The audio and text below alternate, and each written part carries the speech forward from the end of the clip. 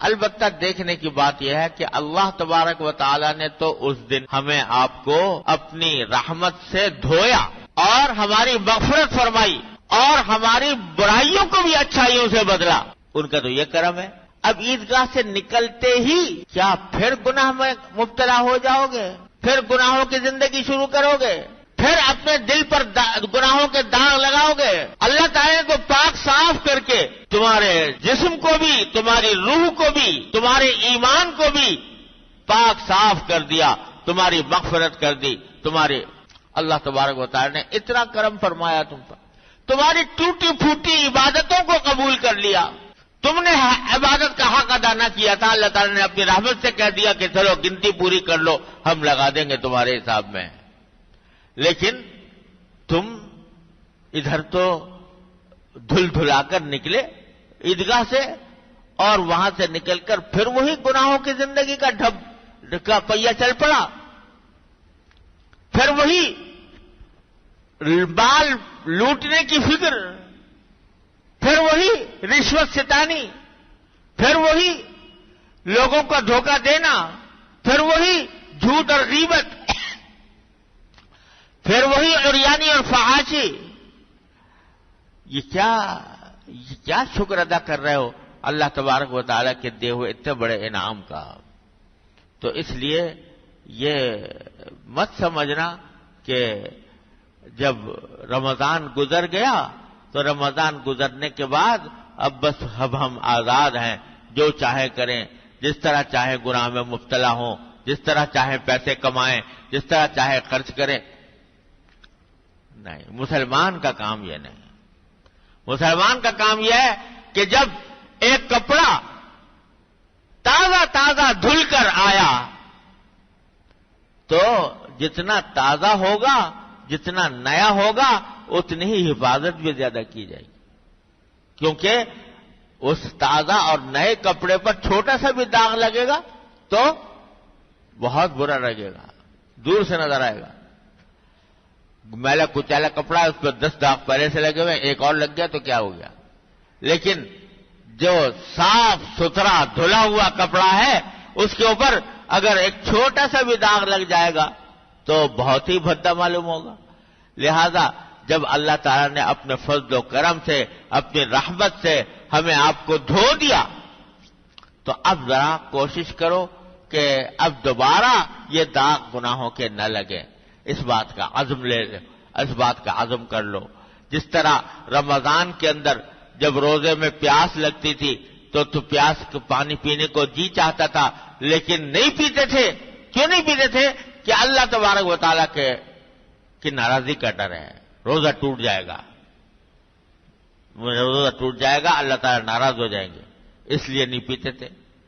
اب تمہارے سامنے بہت سے گناہوں کے داعیے آئیں گے، تقاضے آئیں گے، وہاں پر بھی دل چاہے گا کہ یہ گناہ کر لوں. تو جس طرح روزے میں پانی پینے سے رک گئے تھے، اسی طرح اس حالت میں گناہ کرنے سے رک جاؤ. دل میں تقاضا ہو رہا ہے کہ میں آنکھوں کو لذت دینے کے لیے کوئی ایسی فلم دیکھوں کہ جس میں میری آنکھوں کو لطف اور لذت حاصل ہو جائے. یہ تقاضا ہو رہا ہے، یہ شیطان کا تمہارے دل میں ڈال رہا ہے تقاضا، تمہارا نفس تمہارے دل میں ڈال رہا ہے. اور اللہ کے لیے اپنی آنکھ کو اس سے بچا لو کہ میرے مالک نے یہ نعمت دی ہے مجھے، دیکھنے کی نعمت، یہ ایسی نعمت ہے، مفت مل گئی ہے، اور اس کے اگر یہ کبھی چھن جائے تو پتہ چلے کہ کتنی مصیبت ہے. اگر یہ چھن جائے، ذرا بینائی کے اندر کمزوری آ جائے تو آدمی ساری دنیا کی دولت خرچ کرنے کو تیار ہو جاتا ہے. تو یہ میں اللہ کی مرضی کے خلاف استعمال نہ کروں، روک لیتا ہوں. یہ ہے ایمان کا کام. دل میں ایک رکاوٹ پیدا ہو جائے. اسی رکاوٹ کا نام ہے تقویٰ. اسی رکاوٹ، اسی خلش کا نام ہے تقویٰ، جو انسان کو کہ باغ انسان کے خواہشات کے اندر لگام ڈال دیتی ہے. جس طرح روزے میں تھا، بھئی یہاں پر بھی یہ کام کرو. غیبت کرنے کو مجلس جمی ہوئی ہے، ہنسی مذاق ہو رہا ہے، ہنسی ٹٹے ہو رہے ہیں، اور اس میں کسی کا ذکر آ گیا، اس کا مذاق اڑایا جا رہا ہے، اس کی برائی کی جا رہی ہے، اس میں مزہ آ رہا ہے، یہ گناہ کا تقاضا پیدا ہوا۔ تو جس طرح روزے میں رک جاتے تھے، اسی طرح اس موقع پر بھی رک جاؤ کہ نہیں میں کسی مسلمان بھائی کی اس کے پیٹھ پیچھے برائی نہیں کروں گا، کسی کا اس طرح مذاق نہیں اڑاؤں گا کہ جس سے اس کی دل آزاری ہو، اس کی دل شکنی ہو، اس کا دل ٹوٹے۔ ایک موقع آ گیا سامنے کہ کوئی شخص ہے، اس کا کام تمہارے سے اٹک گیا، اب تمہارے پاس ایک موقع ہے کہ اس سے ایک خطیر رقم کا مطالبہ کرو، رشوت کا۔ تمہیں کسی ملازم ہو، کہیں محکمے کے سربراہ ہو یا محکمے کے اندر کوئی ذمہ داری کا کام تم کرنے والے ہو، اور وہاں پر کوئی آدمی کسی آدمی کا کام پھنس گیا اور تمہارے پاس موقع ہے کہ تم اس سے ہزاروں لاکھوں کا مطالبہ کر لو رشوت کا۔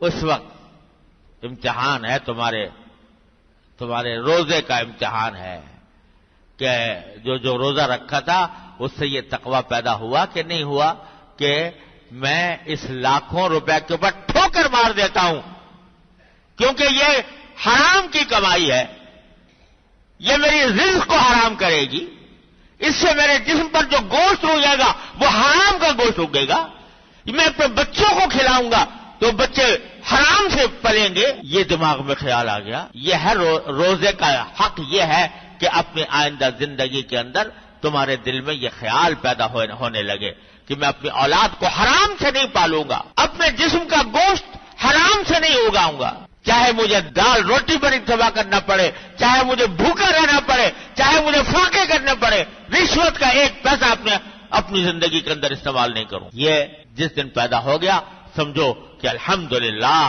روزے کی حقیقت حاصل ہو گئی۔ روزے کی اس کی کوشش کر لے بھائی۔